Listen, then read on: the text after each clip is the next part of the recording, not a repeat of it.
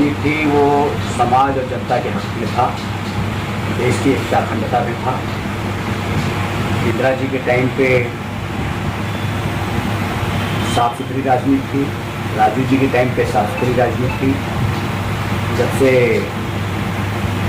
Bharatiya Janata party की सरकार आई है तब से जातिवाद राजनीति चल रही है और देश के हित में कोई कार्य या जनता के हित में कोई कार्य नहीं हुआ है आज तक।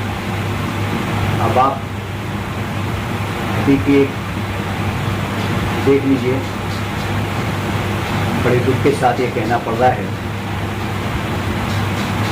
कि संसद में सुरक्षा को लेकर के जो कुछ लोगों ने घुसे और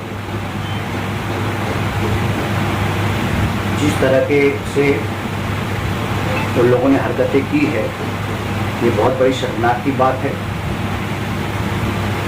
सुरक्षा इतना होने के बाद इस प्रकार से संसद में जाकर के हंगामा करना, जब संसद सुरक्षित नहीं है तो जनता सुरक्षित कहाँ से हो सकती है। आज बेशुमार पैसे खर्च होते हैं संसद के सुरक्षा के लिए, वो पैसा जनता का है, आवाम का है। इतने पैसे खर्च होने के बाद भी संसद में जरा सा कोई सुरक्षा के ऊपर से बात होती है तो सभी सुरक्षाकर्मी एक हो जाते हैं। लेकिन जो हादसा परसों का हुआ है, ये बड़ी शर्मनाक की बात है और हमारे भारत के राष्ट्रपति श्रीमती मुर्मू जी इस पे ध्यान देना चाहिए और उस संसद को जिन्होंने पास दिया था उस संसद पे कार्रवाई होनी चाहिए, उन्हें संसद के बाहर कर देना चाहिए। क्योंकि वो जब संसद भवन में लोग जाते हैं, हमारे देश की उन्नति के लिए वहाँ बात होती है, देश की एकता अखंडता की बातें होती है। मेरा एक सवाल है, महंगाई चरम सीमा पे है, वो सही बात है। 1100 रुपए का आज गैस सिलेंडर की हालात गरीब आदमी को किस प्रकार से लेगा। और मोदी सरकार से मेरी अपील है कि महंगाई पे ध्यान दें और पूरे राज्य में हर स्टेट के अंदर 450 का गैस सिलेंडर दिया जाए। क्योंकि आज एक मजदूर आदमी अगर काम पे जाता है और वो मजदूरी करता है तो उसको 500-600 रुपये उसको उसका इनकम होता है, तो आदमी 1100 का सिलेंडर कहाँ से लेगा, बच्चे लोग को एजुकेशन कहाँ से दे सकता है, परिवार को किस प्रकार से चला लेगा। आज मोदी सरकार कहती है कि अनाज हम लोगों को फ्री देते हैं, लेकिन मोदी सरकार से भी ये पूछना चाहता हूँ कि प्रधानमंत्री जी ये बताइए कि अनाज में दिया क्या जाता है। खाली दाल और चावल और गेहूं, उसको दाल लगता है, तेल लगता है और नमक लगता है, शक्कर लगता है। ये सब चीज भी गवर्नमेंट के तरफ से फ्री अगर दिया जाए पर आदमी के ऊपर, जैसे 5 किलो गेहूं और 5 किलो चावल दे रहे हैं, इस प्रकार से वो भी दिया जाए तो ये होगा कि भाई सरकार फ्री दे रही है। ये जनता को क्या फ्री दे रही है। और जनता जो बेरोजगारी का चरम सीमा बढ़ गया है, जनता तो उसमें आत्महत्या कर रही है, परिवार को कहां से चला सकेगा। और प्राइवेट स्कूलें जो हैं, आज एक स्कूल में 2000 रुपया एक बच्चे का, 1500 से 2000 रुपया फीस होता है। इन प्राइवेट स्कूलों के ऊपर बंदिश क्यों नहीं। एजुकेशन आप ये कहते हैं, मैं पूछता हूं प्रधानमंत्री जी से कि आप ये कहते हैं कि एजुकेशन मैं फ्री दे रहा हूं, लाडली बहनों का प्रोग्राम उनका है, उन्होंने एजुकेशन, आज हमारे बच्चे एजुकेशन से दूर हैं। मैं वो 1500 रुपया 2000 रुपया मंथ कहां से भरूं। और जब साल पूरा हो जाता है तो साल के अंदर उस स्कूल के अंदर 25 से 30 हजार रुपया भरना पड़ता है। गवर्नमेंट ये सुविधा क्यों नहीं दे रही है? और ये सब ज्यादा अत्याचार, ये ज्यादा परेशानी अल्पसंख्यकों पे क्यों है, छोटी कास्ट पे क्यों है? मैं यही चीज पूछता हूँ। योगी है, निराधार लोगों को आपने उनका पेंशन बंद किया है, ज्येष्ठ नागरिक का पेंशन बंद किया है, हैंडीकैप का आपने पेंशन बंद किया है, और दूसरी बात क्या, एजुकेशन में कोई सुविधाएं नहीं है। अनाज आप कहते हैं फ्री दे रहा हूं, कहां पे अनाज फ्री है? खाली चावल और गेहूं से घर चल जाता है क्या? चावल और गेहूं से पेट भर जाता है क्या? रसोई गैस आप 1100 रुपया कर दिया है, उसी सिलेंडर को आपने 400 रुपया कर दीजिए। तांदुल का रेट आप कम कीजिए, दाल का रेट कम कर दीजिए। और ये क्या है? अभी मध्य प्रदेश की सरकार ने, जो वहां के सीएम बने, उन्होंने पहला एक लागू कर दिया कि धार्मिक स्थलों पर से स्पीकर, लाउड स्पीकर उतार दिया जाए, और मांस, मटन, मच्छी, अंडे के ऊपर बंदिश ला दिया कि इस चीज की बिक्री नहीं होनी चाहिए। इसके अंदर कहना, और नशे की चीजों पे आपने बंदिश नहीं लाया।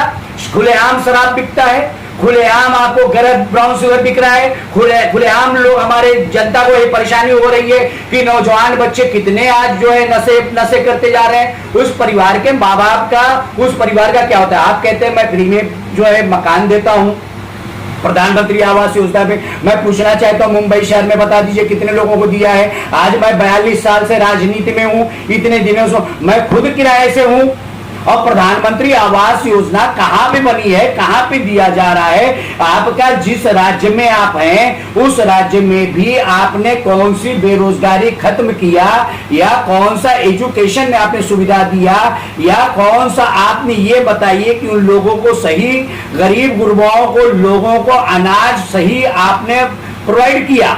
आज हमारे प्रधानमंत्री जी से हमारी ये रिक्वेस्ट है, मेरी ये विनती है कि प्रधानमंत्री जी, देश को बचाओ, देश की जनता सुरक्षित करो, देश की जनता को हित में काम करो।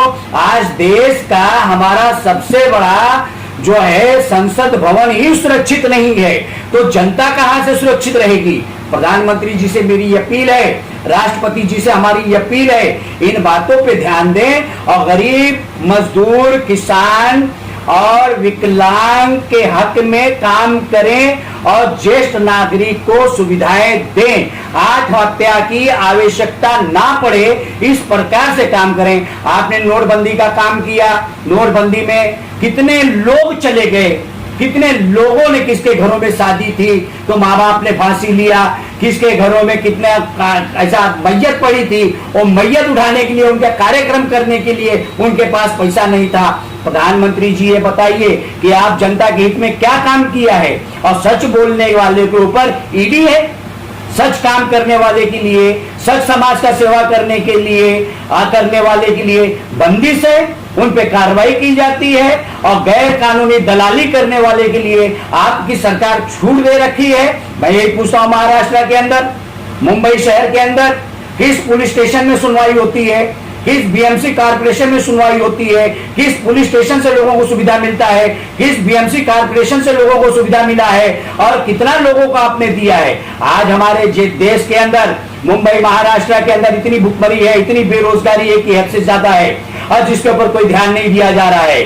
और इस पे प्रधानमंत्री जी हमारे ध्यान देना चाहिए। ये आज सिर्फ मुंबई महाराष्ट्र का मसला नहीं है, ये हर स्टेट का मसला है। आपकी जहां जहां सरकार है, उत्तर प्रदेश में मसला है, मध्य प्रदेश में मसला है, राजस्थान में मसला है, आपकी जहां जहां सरकार है सब जगह यही हालात है। छत्तीसगढ़ में भी आपका वही मसला है। और जहां अगर कोई सरकार अच्छा काम करने की कार्य करती है तो सरकार को आप काम नहीं करने देते हैं। ये कौन सी नीति है? ये कौन सा संविधान कहता है? सर जी, मैं ये कहता हूं सभी पत्रकारों को, सभी जनताओं से, भारतीय जनता के लोगों से हमारी अपील है कि हमें अपने आप में मजबूती लाना है, हमें अपने आप में एकता और अखंडता पैदा करना है, और इस सरकार से हमें मुकाबला करना है। आने वाले 2024 का जो इलेक्शन है, मुझे बहुत ध्यान देना है इसमें, हमारे हित में, जनता के हित में कार्य हो, ये मेरी अपील है। और जब जनता के हित में काम है, जनता अगर हर चीज से खुश है तो राजा भी खुश होगा, और राजा ही मुझे तकलीफ दे रहा है तो प्रजा कहां से खुश होगा? आप ये बता दीजिए, कौन से राजनीति के अंदर राजनीति करने वाले जो समाज सेवक बने हैं कहते हैं मैं राजनीति करता हूं। राजनीति का मतलब क्या है? राज्य की नीति बनाना, लोगों के हित में काम करना। आपने कौन से नीति कर रहे हैं? आपकी कहां पे? जिसने चापलूसी किया मंत्रिमंडल में आ गया, जिसने चापलूसी किया उसको आपने इलेक्शन लड़ा दिया, जिसको आपने चापलूसी किया उसको आप सरकार का भाग दौड़ दे दिया। जनता के हित वालों को काम कीजिए, जनता के हित में काम होनी चाहिए। आज हमारी इतनी उम्र हो चुकी है, मैं कई सालों से देख रहा हूं, 2014 से लेकर के आज 2023 तक खून के आंसू रोना पड़ रहा है मुझे, और हमारे लोगों को, बेवाओं को कोई सुविधा नहीं मिल रहा है, ज्येष्ठ नागरिक को कोई सुविधा नहीं मिल रहा है, एजुकेशन में कोई सुविधा नहीं मिल रहा है। आरक्षण की बात करते हैं, उधर मराठा आरक्षण मांग रही है, उधर सब आरक्षण मांग रहे हैं। अरे हमारे माइनॉरिटी के लिए, अल्पसंख्यक के लिए आरक्षण कहां है? अगर आपने कहीं भी दीजिए, आरक्षण को छोड़ दीजिए, आरक्षण सुविधा तो दीजिए, जी खा तो ले, 2 वक्त की रोटी तो मिले। आज 2 वक्त की रोटी से भी हम दूर हो चुके हैं। प्रधानमंत्री जी आप कर क्या रहे हैं? हमारे देश को कहां लेके जा रहे हैं? आप सिर्फ अडानी अंबानी के साथ हैं, गरीबों के साथ नहीं है। आपकी मंत्रिमंडल अडानी के साथ है, गरीबों के साथ नहीं है। इसका जवाब कौन देगा? क्या जनता देगी? अब जनता से मेरी अपील है कि आने वाले दिनों में जनता इन्हें सबक सिखाए, इन्हें ये बताए, और जनता अपना हक ले, और सही ढंग से सही वक्त पे हमें सही जगह मतदान करना है। सरकार किसकी भी बने, लेकिन सरकार जो बने उनको इतनी तो हया होनी चाहिए, इतनी तो शर्म होनी चाहिए कि हम जिन वोटों से जीत के आते हैं, जिससे हमारी सरकार बनती है, उन जनता के हित में काम करूं। अरे जात पात की क्या बात कर रहे हैं? जात भेदभाव की क्या बात कर रहे हैं? अरे खाट काटो तो आपका भी वही खून लहू लाल है, हमारा भी वही लाल है, और छोटी कास्ट का भी वही लाल है। चाहे ब्राह्मण हो, चाहे हिंदू हो, चाहे मुस्लिम हो, सिख हो, ईसाई हो, सबका लहू लाल एक ही है, सबका खून का रंग एक ही है। लेकिन सर जी ऐसा मत कीजिए कि हमारे खून को दुरुपयोग किया जाए, आपके खून का जो है किया जाए। जो आजादी के लिए इस देश के लोगों ने आजादी नहीं दिया है, उसमें नहीं लड़ा है। आप ये देख लीजिए, अशफाकुल्लाह, हमीद जो है, इन लोगों ने, मौलाना अब्दुल कलाम आजाद ने भी काफी संघर्ष किया है। मदीने शरीफ से आकर के उन्होंने हिंदुस्तान में संघर्ष किया है। लेकिन मुझे बता दीजिए, मुसलमानों का आप लोग कहते हैं कि मुसलमान गलत करता है, मुसलमान का एक भी गलती दिखाइए। हाँ, जो मुसलमान देशद्रोही है वो मुसलमान नहीं है, क्योंकि देश के हित में काम करना, लोगों की मोहब्बत में काम करना, ये मेरा इस्लाम कहता है, ये मेरा दीन कहता है। हमें मोहब्बत का पैगाम चाहिए, और राहुल गांधी जी का मैं अभिनंदन करता हूं कि उन्होंने जो भारत जोड़ो यात्रा किया था, उन्होंने देश की एकता और अखंडता के लिए किया था, उन्होंने मोहब्बत की दुकान लगाया था। आज इस मोहब्बत के साथ मुझे जुड़ना है, और हमें देश की एकता और अखंडता चाहिए, ये मेरी अपील है। और नहीं तो 2024 में भारत की जनता अपना रुख दिखा दे और अपनी